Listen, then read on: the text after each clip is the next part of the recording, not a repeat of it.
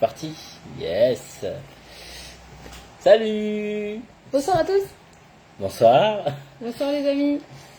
Bon, on commence. Yallah. Allô. Bon, on y va. Bon, le moment tout attendu est arrivé. Et je souhaiterais quand même qu'on apprenne ce soir à connaître Estelle. Connaître Estelle parce que on connaît cette Estelle battante, cette Estelle qui va jusqu'au bout, cette Estelle qui ne lâche rien. Mais c'est qui Estelle? Elle fait quoi dans la vie? Quelles sont ses études? Mes études? Oui. Ah, j'ai étudié 2 ans le journalisme. Donc je suis diplômée en journalisme, en relations internationales, en études militaires et stratégiques, en relations internationales. C'est tout? Bah non, il y a encore beaucoup de choses à dire. Ah bah non, ça, mais c'est mes études. Oui, J'ai par rapport à étudié ton le travail, journalisme. J'ai étudié le journalisme à Tours. Et ensuite, je suis allée faire Sciences Politiques à Montréal, au Canada. Et après, je suis rentrée à Paris pour travailler pour LCI. Et pendant 6 ans et demi. Et j'ai continué en travaillant pour Al Jazeera, pour France 2, en étant grand reporter. En faisant des enquêtes pour Al Arabiya, pour TV5 Monde, en présentant les journaux. Tu parles combien de langues? 3 langues, enfin 4 avec le chimoré. Je parle français et anglais couramment. Je pense dans les 2 langues. Je comprends, je parle l'espagnol, je le lis. Je le parle mal parce que je ne le pratique pas. Et voilà, et le chinois. D'accord, ok. Je comprends l'italien, j'ai beaucoup de mal à le parler. D'accord, ok. Parce qu'on ne connaissait pas cette Estelle-là. Estelle qui a fait Al Jazeera sur le grand public à Mayotte, on la connaît pas. Mais en tout cas... Non, parce que c'est Al Jazeera en anglais. Al Jazeera, donc c'est la chaîne anglophone et j'étais basée à Londres et j'ai fait des reportages dans toute l'Europe et c'est diffusé en anglais. Donc c'est pas le même public, mais c'était 650 millions de téléspectateurs, c'est pas mal. Oh, ça va. Ça va. Donc la première question, tout le monde, elle est revenue assez souvent. Les gens me disaient on se pose tous la question que tu disais au départ que tu ne voulais pas être candidate. Ouais. Alors, est-ce que tu peux nous dire ce soir pourquoi tu as changé d'avis? Quelles sont les influences? Qu'est-ce qui t'a poussé à poser ta candidature? Ça a été un processus, effectivement. Je n'ai pas de passion pour la politique et j'ai pas ça n'a jamais été un projet de faire de la politique. Et tous les jours en campagne, je me demande ce que je fais en politique. La vraie motivation, la vraie raison pour laquelle je continue, c'est toutes les personnes que je rencontre sur le terrain et qui me donnent une énergie, qui me donnent confiance, qui me donnent du courage, qui vraiment me poussent et me disent lâche pas. Et le combat, l'engagement associatif, c'est très solitaire.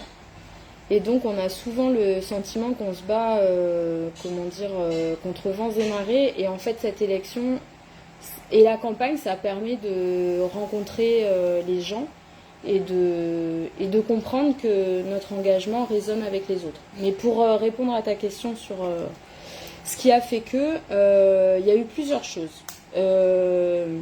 D'abord, le sujet de fond, c'est que ce qu'on a apporté au collectif et tout le mouvement social de 2018 a été noyé, enterré par le gouvernement et aucun élu n'a pris le relais de ce qu'on a proposé et de ce qu'on voulait faire.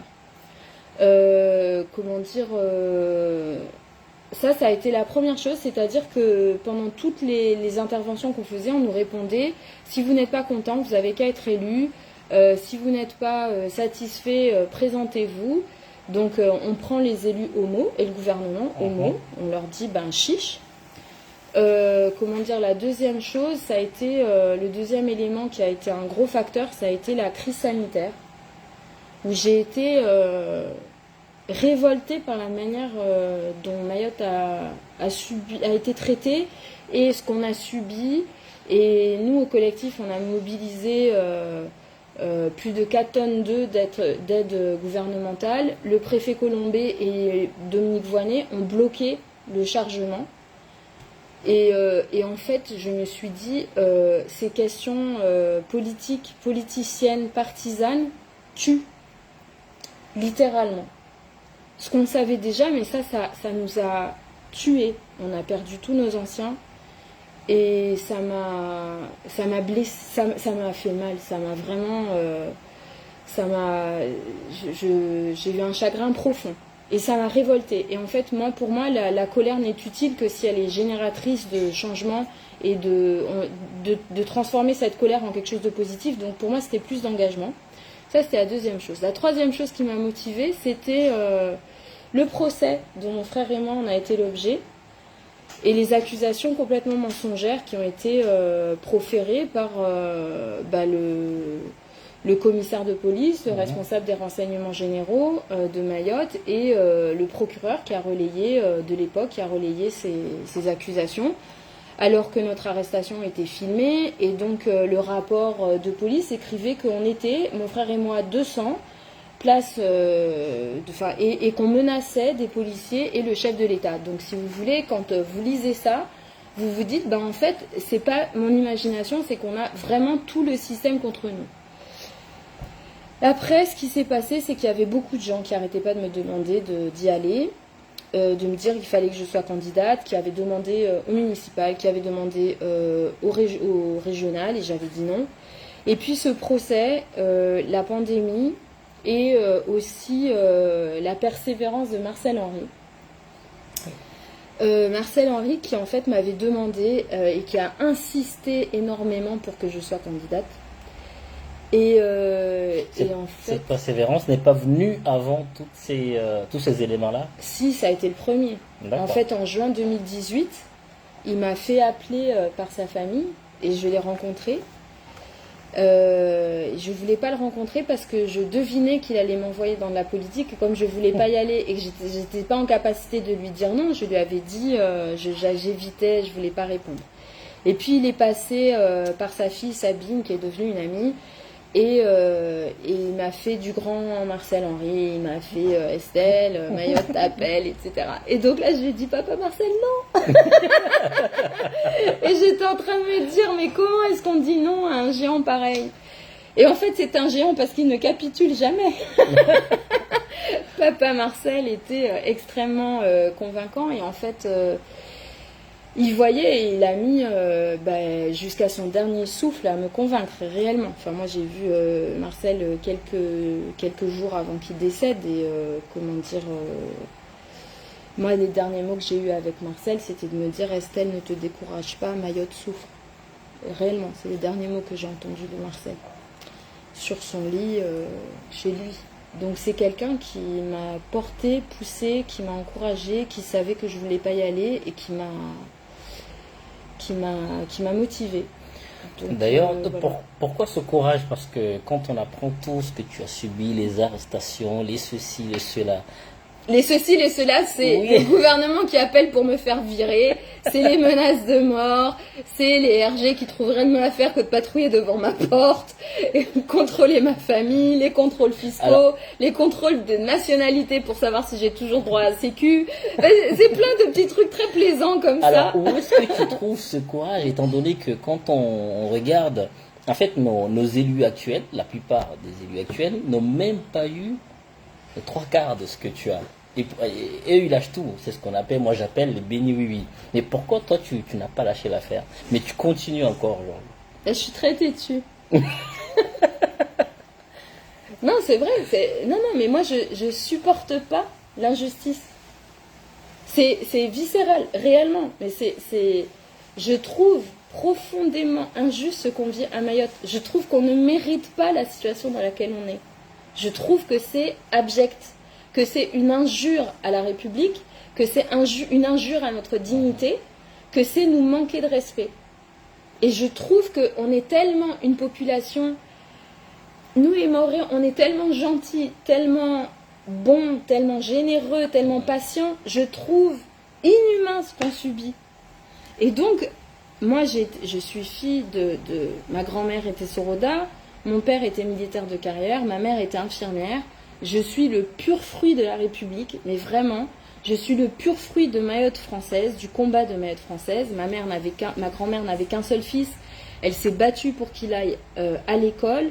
Elle s'est battue pour qu'il puisse continuer ses études à Madagascar. Il a été discriminé à la bourse, comme beaucoup de Mahorais des années qui ont aujourd'hui 60-70 ans, qui n'ont pas pu accéder parce qu'il était Mahorais et fils de Soroda. Et oh, il y a Sabine qui est là, qui est en ligne et qui confirme. Je te fais des gros bisous, ma Sabine. Et comment dire, c'est un peu de ta faute si j'en suis là. Mais je ferme la parenthèse, mais comment dire, pour revenir sur ce que je te disais, le fil, moi, j'en suis là parce que des gens se sont battus pour que je puisse avoir accès à une éducation et continuer ma route. Et toute l'histoire de Mayotte, c'est un combat pour la dignité et pour vivre correctement, pacifiquement. Vraiment, c'est ça le combat de Mayotte. Et moi, je ne peux pas décemment, avec mon niveau d'éducation, ma réussite qui est le fruit du combat des autres, laisser derrière moi les autres. Enfin, en toute connaissance de cause, je ne peux pas, en comprenant la situation, sachant qu'on ne peut pas, il n'y aura personne d'autre que nous pour se battre pour Mayotte. Tu vois, il n'y aura pas de plan B, il n'y a pas de Mayotte bis. Même Lilo Mbouzi est saturé. Tu vois, on n'a pas de plan B. Donc, il faut que nous, on fasse le boulot. Donc effectivement, les pressions, il y en a. Parce qu'on a connu des élus, là je pense à Armami, qui a commencé à dénoncer un certain nombre de choses, au bout d'un certain temps, on l'a plus entendu, et d'autres. Mais toi, tu es toujours courageuse, tu es toujours là. Parce que je suis révoltée. Parce que je suis révoltée. Moi, je vois la situation dans laquelle on est, je ne l'accepte pas, tu vois. Et en fait, ce qui me surprend, c'est la tolérance qu'on a au merdier. Tu comprends ? Je ne comprends pas que les autres soient pas aussi indignés que moi.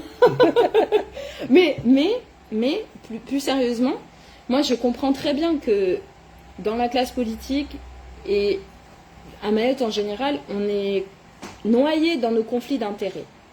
C'est-à-dire que j'ai un cousin là qui est en ligne. Oui, c'était Maïsoufa Bouchirou qu'on embrasse et qui s'est battu pour nous éduquer. Faut pas me mettre des messages comme ça parce que tu sais que je suis sensible, là, cousin. Je vais mettre à pleurer là pendant mon direct politique, c'est pas sérieux. Comment dire en fait, la question du conflit d'intérêts fait que les pressions, elles sont hyper nombreuses. Quand c'est pas tes enfants, c'est ta famille. Quand c'est pas, c'est sur les emplois, c'est sur, tu vois. Moi, j'avais les moyens financiers. Maintenant, je suis complètement ruinée par ce que je fais pour mon engagement. Mais j'avais les moyens financiers. Je n'ai pas d'enfant, pas de compagnon pour me dire Estelle, arrête. Donc, je ne mets personne d'autre que moi-même en danger. Mais je comprends très bien que les personnes qui ont une mini casserole que le gouvernement garde sous le coude pour les faire chanter juridiquement, nous, on nous a proposé, on nous a dit, avec Christophe, mon frère qui était aussi mis en accusation, on nous a dit, on nous a fait comprendre que si on arrêtait les poursuites, par exemple, pour éclaircir le dossier de l'eau, si, on acceptait de plaider coupable et donc d'avoir un dossier, un casier judiciaire et donc que je ne pourrais pas me présenter, ça ne coûtait que 300 €. Donc on a dit non, on ira jusqu'au procès et on engagera le meilleur avocat du monde et on ira et on lavera notre nom. Et en fait, je pense que malheureusement, on a envoyé le message qu'on était achetable. Le problème de cette corruption à Mayotte, c'est que les gens maintenant sont convaincus qu'on peut nous acheter. Moi, ça me choque pas ce que j'ai subi. Ce qui me choque, c'est à quel point mes interlocuteurs à Paris étaient surpris de ne pas pouvoir m'acheter. Ça veut dire qu'ils ont l'habitude d'acheter. Tu vois, ça, c'est triste. Ça veut dire qu'en fait, pour eux, tu peux faire chanter, faire les pressions, et ça va marcher. Et donc, c'est ça qui m'attriste. C'est pas...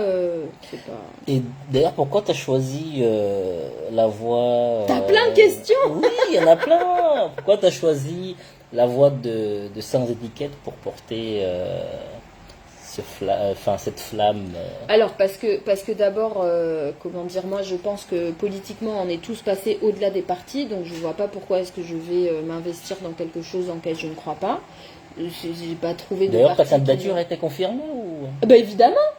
Ah, si j'avais su, je l'aurais imprimé, je vous aurais montré, il y a le papier et tout, avec l'entête de la préfecture, il y en a quelques-uns qui ont dû avoir mal aux fesses. Mais oui, je suis officiellement candidate. Parce qu'il y a certains qui attendent quand même le feu vert de leur parti. Ah ben ça c'est leur problème. Moi j'ai pas ce type de problème, donc... Alors pourquoi tu as comment choisi dire, cette voie? Donc sans parti pour travailler avec tout le monde, pour ne pas être prise dans des querelles partisanes, pour ne pas avoir à représenter une politique de Paris qui ne me concerne pas, pour ne pas être prise dans Ari qui a dit quoi, des conflits anciens qui me concernent pas. Voilà, moi j'ai pas d'héritage autre que celui des Sorodas et des chatouilleuses que je réclame et que je revendique, mais j'ai pas l'héritage de porter les casseroles des autres, tu vois. Mais comment tu vas te débrouiller une fois élu, je l'espère en tout cas, tu vas te débrouiller une fois à l'Assemblée. Comment tu vas t'exprimer? Alors la question d'abord, ça repose sur l'équilibre qu'il y aura au lendemain des législatives. Si toi tu sais me dire comment va être composée la majorité, voilà, on ne sait pas. Moi, je me suis inspirée de ce que faisaient nos anciens, qui était de dire on s'engage pour Mayotte et c'est d'abord Mayotte et pas un parti. Et après, on négocie point par point avec le pouvoir. C'est pas Mayotte qui va changer qui est à Paris et qui domine. C'est pas mon vote à moi toute seule qui va changer la face du monde à l'Assemblée nationale. Par contre, comme je pense qu'on va se retrouver dans une configuration au Parlement qui sera extrêmement divisée, bah là on peut trouver le moyen de négocier et de mettre en avant nos problématiques. Et nous, nos problématiques, elles sont très concrètes. Tu vois, pour la Circo Nord, c'est la piste longue, c'est le pont de Dumonier, c'est désenclaver le Nord, construire des infrastructures. Je parle de la zone au-delà de Dumonier jusqu'à Aqua, qui est vraiment très très très enclavée. C'est réfléchir à notre activité économique avec l'avenir du port. Ça veut dire, moi je l'espère, avoir quelque chose qui nous permette d'avancer, d'offrir un avenir pour nos jeunes, d'offrir des emplois. Donc pour moi, il y a l'urgence effectivement de la sécurité, de la lutte contre l'immigration clandestine, qui sont vitales parce que c'est le préalable à tout développement, qu'on arrête de fuir la violence, donc il faut qu'on travaille là-dessus. Mais la deuxième urgence, c'est l'économie. Tu vois, c'est vraiment, il faut qu'on pense à quel va être le modèle économique pour Mayotte. Moi, j'espère qu'on pourra faire des assises de l'économie pour Mayotte, pour qu'on réfléchisse tous ensemble aux projets qu'on a pour notre île. Parce que pour le moment, on va dans différentes directions qui ne sont pas unanimes, qui ne sont pas claires. Et je pense qu'on a besoin d'avoir cette discussion collective, publique, les acteurs économiques, les acteurs sociaux, le patronat, les syndicats, les collectifs, les élus locaux, les parlementaires, pour qu'on ait cette discussion et qu'on ait tous les acteurs autour de la table pour réfléchir ensemble à qu'est-ce qu'on veut comme modèle économique pour Mayotte, un modèle durable, c'est-à-dire qui respecte l'environnement, un modèle qui est générateur d'emplois parce que c'est l'urgence pour nos jeunes, un modèle, et une fois que tu sais ça, eh ben, tu peux décider des formations que tu veux mettre en avant pour Mayotte, tu peux décider des priorités par rapport aux infrastructures, tu as besoin d'avoir cette réflexion collective. Notre île est trop petite, si tu veux, pour être dans des débats, oui, mais lui n'est pas de tel parti, etc. Et effectivement, là, je lis, il y a un sujet du caracara et de la corruption qui est très important parce que cette question, j'en parlais hier quand on était en campagne, les petites et moyennes entreprises, elles meurent du non-paiement et des retards de paiement des commandes publiques, qui sont le principal levier économique à Mayotte, mais qui est de très mauvais payeurs. Donc Mayotte, pour moi, n'a pas besoin d'aller aider les gens à réfléchir à leur avenir. Ils ont besoin d'être outillés. Et l'esprit d'entreprise, l'esprit de commerce, l'inventivité, il y en a plein à Mayotte. Il y en a plein, il y en a en masse. Ce qui empêche les gens d'avancer, c'est de ne pas avoir les infrastructures basiques, de ne pas mettre 4 heures dans des embouteillages par jour et d'être épuisé par les problèmes d'infrastructure aussi basiques que ça, de ne pas courir toute l'île pour chercher des packs d'eau parce qu'il y a des coupures, de ne pas galérer pour passer de la petite terre à la grande terre, et que moi chaque fois que je vois arriver nos visiteurs mais qui vivent un enfer avec leurs bagages, et là tu te dis mais il n'y a que des locaux pour accepter, nous indigènes on accepte, mais en fait les gens de l'extérieur ils sont en hallucination, tu vois, ils sont en cauchemar, ils se disent mais comment, parce que la barge en soi ne serait pas monstrueuse, tu vois, les gens ils trouvent ça exotique, les visiteurs ils se disent ok, mais en fait pour nous au quotidien c'est infernal, et c'est pas accessible aux handicapés, c'est dangereux, il pleut, tout le monde risque de se casser la margoulette. Un de ces quatre, il y a quelqu'un qui va mettre un procès au conseil départemental ou la mairie ou l'État pour les condamner pour mise en danger des personnes, tu vois, c'est pas aux normes, on est hors normes, mais dans le côté dangereux du fait, tu vois. Et ça, ces réflexions, si on veut développer le tourisme, qui est quelque chose de très important pour nous, qui a une vraie possibilité, il faut réfléchir à comment est-ce que, quel tourisme on veut, où. Et d'ailleurs, on entend souvent parler que la question va être difficile, celle-ci. Ah oui, dis-moi. Si tu attendais pas. dis-moi. Tu vas pas te fâcher. Jamais. Certaines personnes disent que Estelle n'aime pas les étrangers. Qu'est-ce que tu leur réponds? Alors, je suis mahoraise, française, chère de lettres, je ne suis pas comorienne et je ne m'excuserai jamais d'être française et patriote. Ça n'est pas un message de haine que de défendre son pays et de défendre des frontières et de défendre le droit. Je n'ai jamais tenu de discours de haine. Je rappelle que la lutte contre l'immigration clandestine, c'est demander l'application du droit, c'est demander l'application de la loi.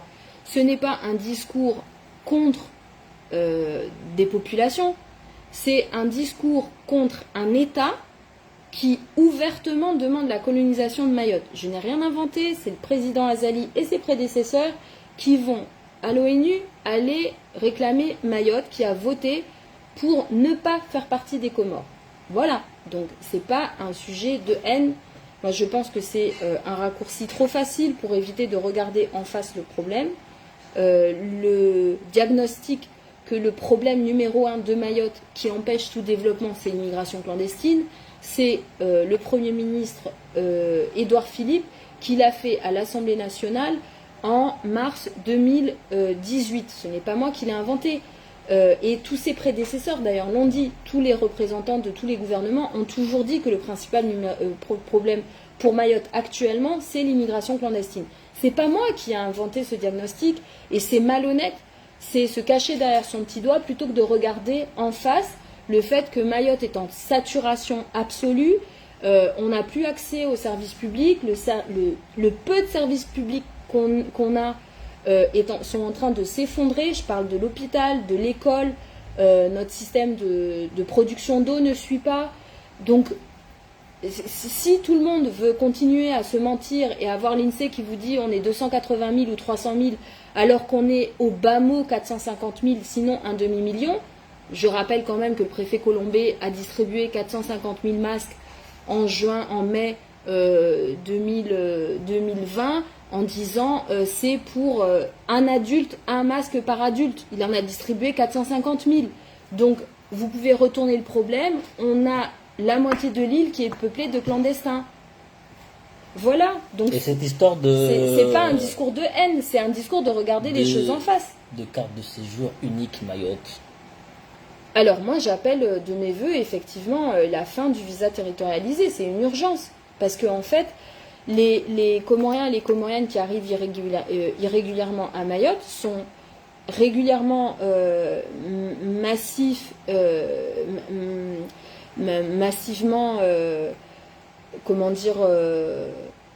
sont massivement régularisés à la préfecture avec des visas particuliers qui sont une dérogation au droit de l'immigration pour fixer ces Comoriens à Mayotte.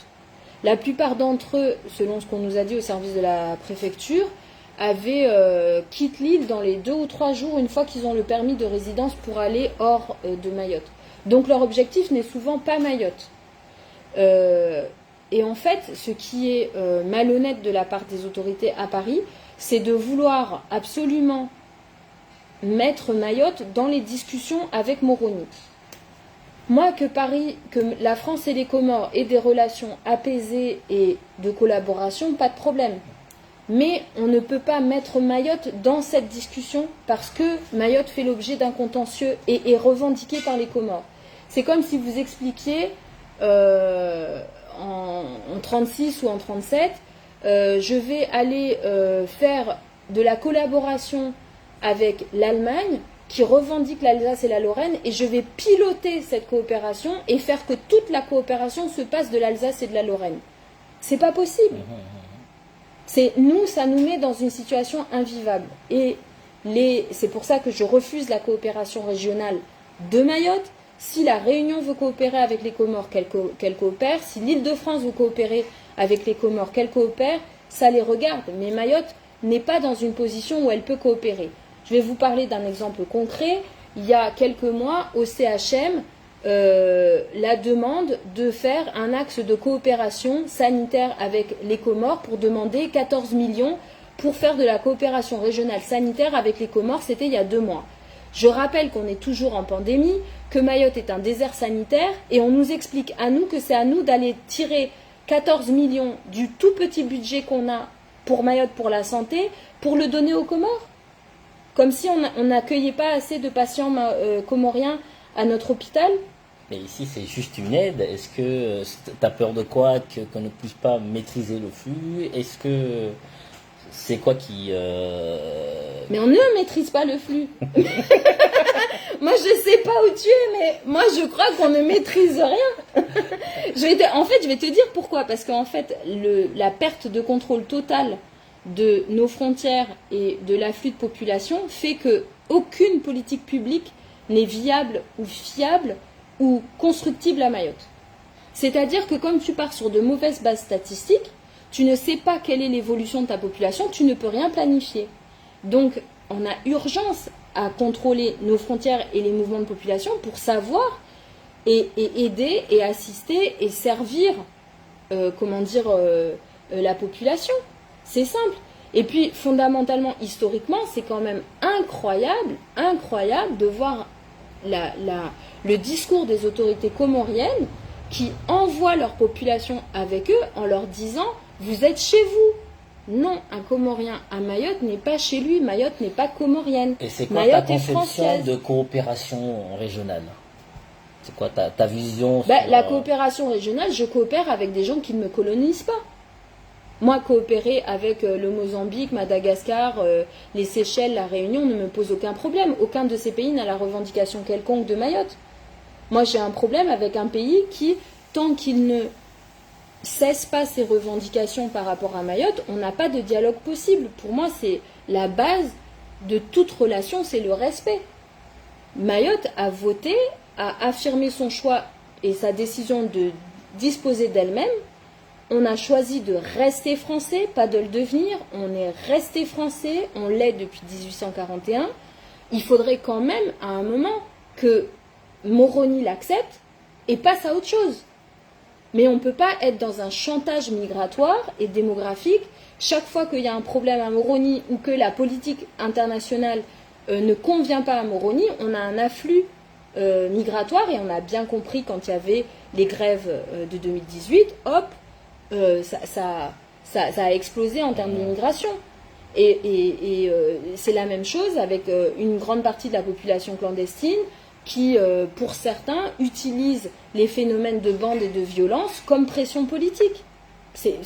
Moi, je suis désolée d'être honnête. Je pense en plus que pour les Comoriens qui sont en situation régulière à Mayotte, qui ont participé depuis des années à construire, à travailler, à payer des impôts à Mayotte, cette immigration clandestine leur nuit. C'est-à-dire que quand vous êtes dans une situation où on vous caillasse, on ne vous demande pas vos papiers, votre nationalité. Donc la réalité, c'est que les Comoriens, les Comoriennes qui sont là depuis des décennies ou qui ont construit Mayotte ou qui respectent le choix de Mayotte française, eux-mêmes souffrent de cette situation. Donc me sortir un discours en disant je suis xénophobe, etc. Si la xénophobie, c'est de dire je respecte le droit, je respecte les frontières, on a un problème dans la définition de la xénophobie. Le Mahorais, nous, on n'a jamais été contre. On demande pour le droit, pour la légalité, pour nos frontières, et que le droit s'applique à Mayotte, pas comme ailleurs, pas de manière différente. D'accord, très bien. On va faire une petite pause de 2 secondes. Alors attends, je vais juste répondre, parce que Bourhan Amadi me dit le passeport français permet d'aller aux Comores sans visa, le passeport comorien c'est le contraire, qu'en penses-tu? C'est au gouvernement comorien de décider à qui il demande un passeport, un visa. C'est pas à nous d'aller expliquer ça. Chaque pays est souverain. Donc en attendant, ils vont partager. Vous Oui. allez partager au maximum ce live à tous vos amis, dans tous vos groupes. Et en attendant, on fait une petite pause de... C'est quoi ça? C'est du thé glacé. Mais quelle pause, de quoi Je sais tu pas, parles? une pause. Mais enfin, la Ida, Oustad, on l'a perdu. Est-ce que tu as peur de perdre aux élections? Des élections? Ah non, T'as pas peur de perdre? non. Mais tu veux gagner? Non, je n'ai pas peur de perdre. C'est-à-dire que, moi, je fais mon maximum dans cette campagne. Je suis, je suis dans cette campagne pour gagner et j'ai la conviction qu'on va gagner. Parce que je pense qu'on est porté par une adhésion à notre programme, que les gens comprennent qu'on est là pour l'intérêt général et que donc, on a, avec Saïd Kambi, qui est mon suppléant, on a vraiment des chances sérieuses de gagner. Mais moi, je pense que c'est comme tout le reste, hein, tout est toujours possible. Tu peux te lever le matin et ne pas te réveiller, Okay. Tu vois. Admettons donc que tout tu es est élu. possible. Aujourd'hui, tu es Tout est député, possible. tu es élu, tout va bien, tu es contente. Et tu pars à l'Assemblée et que là-bas, tout est bloqué, tu n'as pas de suite positive, on te bloque de partout. Quels sont t'as mangé tes du moyens clown ce soir. Quel optimisme. quels sont tes moyens pour comment dirais-je, te faire connaître là-bas, t'imposer à l'Assemblée? Quels sont tes moyens? Qu'est-ce que tu vas faire? Est-ce que tu rendras quand même compte à la population mahoraise de ce qui se passe? Pourquoi on te bloque? Pourquoi ceci? Ben, je pense que là, c'est ce que tu vois. Là, tout de suite, on est 226 à suivre en direct la discussion sur ma page, plus sur la page ta page. Hein, voilà, on est à peu près 300. Et comment dire, en fait, les réseaux sociaux, c'est un outil extraordinaire qu'on utilise au maximum et qui permet d'abolir les distances et de communiquer directement en lançant ce débat et de rendre compte. On l'a fait avec le collectif et moi, j'y tiens beaucoup. Tu vois, la campagne est transparente, on partage le plus possible et je pense sincèrement que c'est le meilleur outil pour continuer de le faire une fois que je serai à l'Assemblée pour parler à la population, mais pas que, parce que les réseaux sociaux sont hyper utiles, mais c'est très important de faire du terrain comme on le fait, tu vois, de multiplier les rencontres, etc. Et donc de rendre compte, mais en fait, c'est pas simplement de rendre compte. Je pense que le métier de député, c'est Mayotte qui envoie un ambassadeur, une ambassadrice à Paris. Mais après, c'est aussi, pour faire ça, être un bon député, il faut être à l'écoute de la population. Tu vois, c'est hyper important d'être tout le temps à l'écoute. Et moi, la campagne, elle est passionnante parce que les gens, tu les écoutes, ils te racontent leurs difficultés.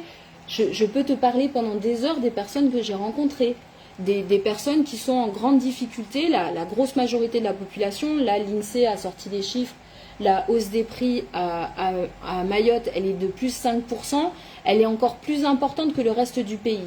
Tu vois, en fait, tu parles à Mayotte, les gens, ils ont un salaire qui est moindre qu'ailleurs en France. Ils nourrissent en moyenne 6 à 8 personnes avec un panier moyen qui est 70% plus cher. Tu comprends? C'est-à-dire que le même euro, on demande beaucoup plus à 1 euro à Mayotte que à 1 euro en France, quoi. Et donc, c'est une population qui travaille dur, qui ne survit que grâce à cette solidarité qui fait qu'on se soutient psychologiquement, on se soutient financièrement, on se soutient communautairement. C'est ça qui nous permet de tenir. Mais en fait, les gens sont dans une grande souffrance. Ils sont épuisés. Ils sont vraiment épuisés. Ils ont peur, tu vois. Ils ont peur pour leurs enfants quand ils les envoient à l'école. Ils ont peur quand ils peuvent pas rentrer le soir. Ils sont fatigués de passer des heures et des heures et des heures dans les transports. Tu vois, c'est plus possible, en fait. Et donc, quand je vais pas te raconter d'histoire, tu fais une campagne, tu es avec les partis politiques, les magouilles. Enfin, tout fait, il y a quelqu'un qui me disait comment ça se passe, la politique. Et je disais, ben, moi, je voulais pas faire de politique pour de bonnes raisons. Tu vois, c'est des gens qui m'écœurent. Et effectivement, je vais te dire qu'en campagne, c'est exactement, tu sais, pendant le voulé, quand tu vas tuer le cabri ou le zébu, tu vas derrière et puis c'est là où ils ouvrent tout et tu es au milieu entre les intestins, ce qu'elle a bouffé, ce qu'elle allait faire, tu vois, comme besoin naturel, et puis le sang, tu vois, c'est dégueulasse et t'as pas envie de penser à tes brochettes, là. Quand tu vois ça, t'es écœuré. C'est ça la politique. Tu vois l'ouverture, là, des entrailles et t'as pas du tout envie de faire ça. Et pourtant, je le fais par conviction, parce que je pense que si tu ne fais pas de la politique, c'est la politique qui s'occupe de toi. Donc tu as intérêt à t'occuper de politique, parce que sinon, c'est la politique qui va s'occuper de toi. Et effectivement, quand je discute, quand j'écoute, moi je parle avec les gens partout, tu vois, je vais faire les courses, on va dans le nord, je vais dans la barre, enfin, on parle tout le temps. Et les gens me racontent les histoires familiales d'accès aux soins qui sont terribles, la dépendance pour les personnes âgées. Tu vois, la campagne, je vais te raconter un truc très simple. La campagne, on le sait très bien, elle repose sur nos cocos. Les cocos, c'est les chefs de famille. Normalement, c'est elles qui font la campagne.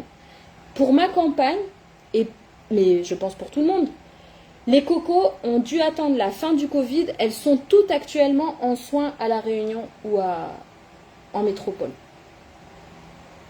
C'est que, en fait, on est dans une telle situation de détresse sanitaire que dès que les frontières ont rouvert, on a tous repris nos soins. C'est grave, quoi. C'est grave, cette situation.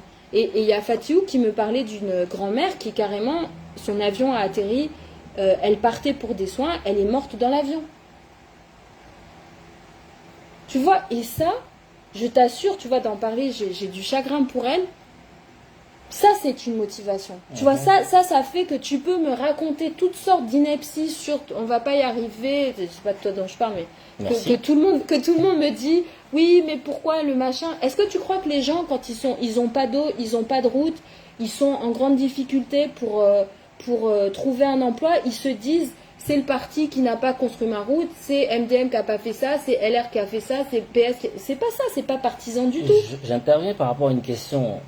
C'est Bourhani qui dit si tu es élu à ton arrivée à l'Assemblée, tu seras obligé d'intégrer un parti politique. Non, t'es pas obligé du tout. Ne regarde pas comme ça, t'es pas obligé, il n'y a rien qui t'oblige par la loi. Explique-lui pourquoi non, il n'y a pas d'obligation légale ou même formelle d'intégrer un parti politique. Tu peux avoir des groupes, et c'est très utile, mais tu peux rester sans étiquette.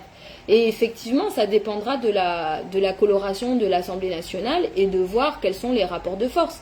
Au jour d'aujourd'hui, personne ne peut savoir quelle sera la marge de manœuvre dont va bénéficier le chef de l'État.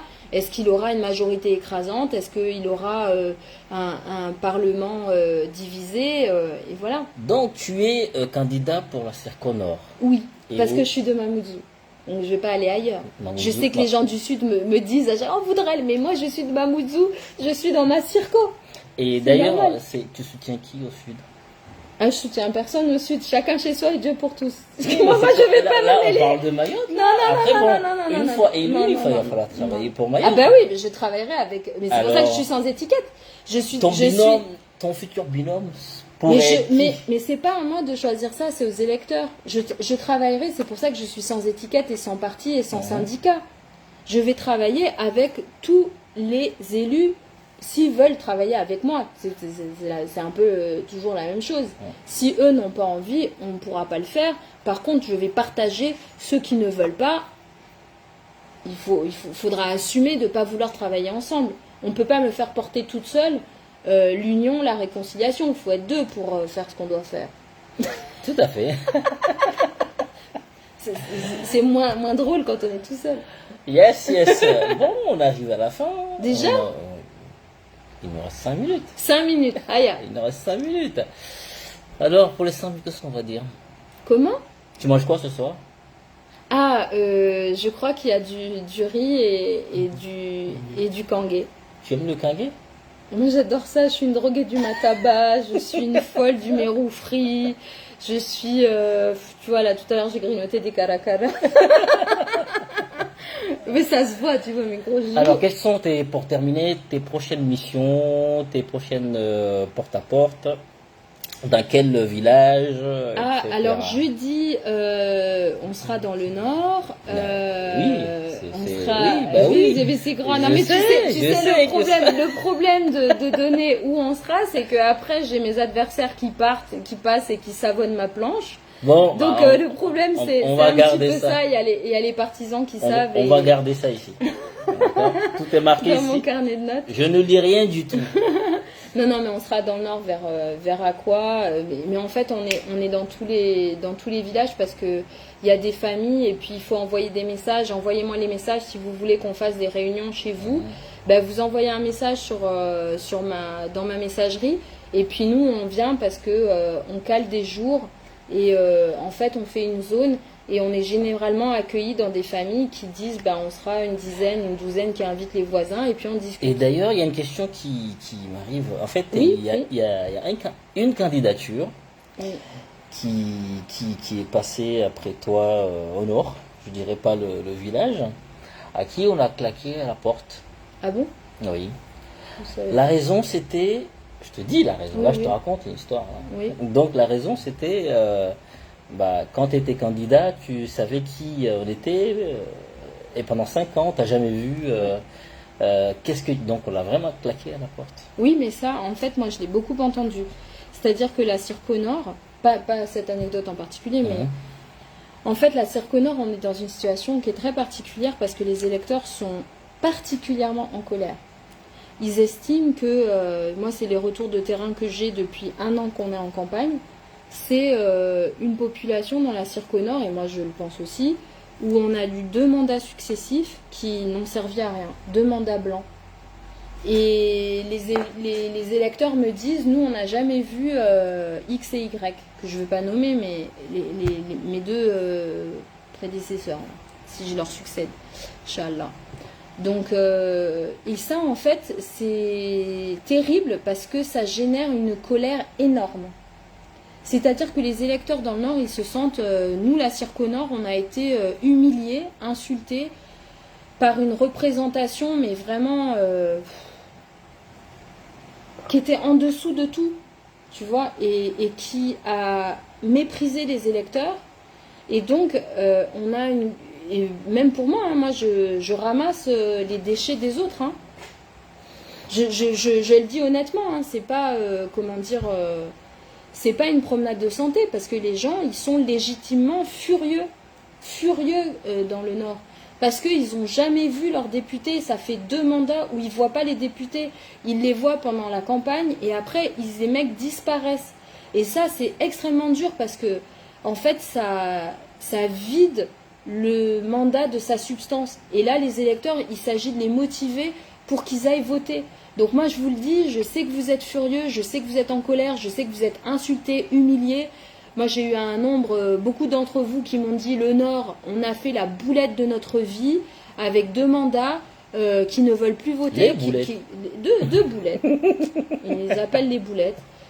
Et qui sont écœurés. Et donc moi je vous le dis, on doit de toute façon, nous la Circo 1, envoyer quelqu'un à l'Assemblée. Je vous demande la confiance, je vous demande de reprendre, de garder confiance. Nous, on doit envoyer un représentant, vous envoyez le meilleur. Et c'est important d'avoir ce débat démocratique, c'est important d'exprimer vos attentes. Moi, j'y suis très attentive. Je suis, avec Saïd Kambi, mon suppléant, déterminée à ce qu'on aille jusqu'au bout de cette démarche. Et effectivement, c'est, difficile à faire parce que le Nord a perdu confiance dans la députation. Mais il faut y aller et il faut qu'on envoie un signal fort à Paris. Ça, Dernier mot oui, pour oui, terminer. Quoi d'autre? Il y a une Je sais question? pas si tu as un dernier mot, quelque chose à dire. Est-ce que je peux te poser des questions, Oustad? Vous savez que j'ai été journaliste pendant 20 ans. Non, Alors, c'est- Oustad, on te connaît peu. Moi, on me connaît pas. Raconte-moi. T'es Mais sûr oui, qu'on me connaît pas? raconte-moi. Alors, Oustad, tu viens d'où? On me connaît pas. Mais si, on me connaît. Si, raconte, tu viens d'où? De Hein, l'abattoir. on va la lui faire De à l'envers. l'abattoir. De l'abattoir. De l'abattoir. Mais tu es pas à l'abattoir, c'est un site à Bandravo. Oui, je suis à Banaba. Oui, je suis à Banaba. C'est le QG. Avec la d'Estelle. plus belle femme du monde. Oui. Oui. Et comment est-ce que tu as pris goût à faire ces interviews et à te lancer dans l'information? Parce que c'est pas ton métier au quotidien. Non, non, c'est pas mon métier. Qu'est-ce que tu Écoute, fais au quotidien? Je suis ingénieur en informatique. Et alors, donc, comment est-ce qu'il t'est arrivé et t'en es venu à poser des questions? Bah écoute, c'est tout comme toi. Il y a des choses qui vont pas à Mayotte, qui ne fonctionnent pas, donc et que nos seules petites chaînes qu'on a n'essayent pas de relayer les choses. Donc nous, on est là. Et moi, j'essaye de relayer. C'est une sorte d'émancipation, de voir autre chose. excellent. Voilà. Donc, tu contribues à ton échelle pour Exactement. partager la connaissance, etc. Exactement. Bon, qu'est-ce qu'on peut te souhaiter? Bonne députation pour toi. Non, pour toi. Moi, oui, oui. Ça, je te remercie pour tes vœux. Moi, Voilà. qu'est-ce qu'on peut te souhaiter? Bah, bonne chance, je sais pas moi. Oui, ok. Voilà, En tout cas. bonne chance. Il y a Salima qui dit. C'est un métis. Bandra, Oui, maman. voilà, l'abattoir, c'est un métis carrément, quoi. Sans pitié. Oui, je suis un métis. Parce que je sois à Baraba ou l'abattoir, je vote en or. C'est vrai. Voilà. Il vote bien. Il va bien voter comme vous. Non, je voulais vous remercier d'être nombreux ce soir à suivre ce direct. Oui, il est timide. Il y a Christophe qui a raison. Oh. Notre Oustad est timide. Mais comment dire, je voulais vous remercier, surtout remercier Oustad qui est venu pour faire ce direct avec moi. Je pense que c'est important de répondre aux questions. Et le premier direct, tu te rappelles, le 26 avril 2018? Ben oui, il y a quasiment 4 ans jour pour jour. c'est vrai. C'est la toute première personne à m'avoir interrogée. C'est vrai ça. Oui. Et comment dire, bon, on nous ferait un petit peu de joue entre temps. mais, comment dire, c'est vrai que je te remercie parce que tu m'as permis de m'exprimer Mon cousin chéri, c'est plus ma longuement. cousine. Ah, il y a Et ta ma future cousine qui est là. députée. Ok. Mais en tout cas, ouais, c'est vrai qu'on avait commencé, Yes. commencé ensemble et c'est sympa de voir le chemin parcouru en Tout à fait. 4 ans. Ce qui est génial, c'est que tu n'as pas changé de trait, tu n'as pas changé de route. Je me suis pas améliorée. Non, je vais dire, non, c'est Mayotte. Il n'y a pas de changement. Oui, non, je suis un peu obsessionnelle. Non, mais moi, je suis comme, je suis une Mahoraise de base, tu sais. Oui. Têtue, tenace, Et gentil quand même. souriante, mais il faut pas faire suer trop longtemps non plus, tu vois. Ouais, mais vaut mieux, heureusement qu'on arrive à rigoler, tu vois. Mais ouais, moi, je suis une Mahoraise de base et juste à un moment, on a tous notre niveau de tolérance, tu vois, qui est atteint, franchi. Et quand tu vois le vote dans les urnes, voilà, je pense que notre diagnostic, il est partagé. Je suis pas la seule à être indignée par la situation à Mayotte. Il y a une colère, tu vois, et donc moi, tant que nos anciens, ils ont mis plus de 30 ans pour obtenir le statut de département. Ils n'ont jamais renoncé, tu vois. Donc on n'a pas le droit, nous, Il y en a qui me souhaitent du mal là. Oustad pour les élections sénatoriales. Yes! Vous imaginez l'équipe à la députation, lui au Sénat. Ouais! Ce serait bon ça, mais t'as l'âge, parce que t'as l'air d'avoir 2 ans et demi. Tu sais qu'il y a un âge quand même pour la députation, il 18 ans, faut plus c'est bon de 25 ans. Ah, zut Plus alors. de 25 ans. Dommage, Bon, je il peux faut pas. qu'il mûrisse un petit peu. Non, tu ferais de la politique, Oustad? Non. Mais regarde où je me retrouve. On sait jamais. Non. Mais moi aussi, je t'ai dit ça il y a 4 ans. C'est ça. Regarde où j'en suis. Ok. Merci beaucoup à vous tous. Merci d'avoir suivi Là, tu vas ce pas plus direct. Et puis, on se retrouve très vite. Très À vite. bientôt, merci Ciao, les ciao, amis. ciao. On vous fait des gros bisous.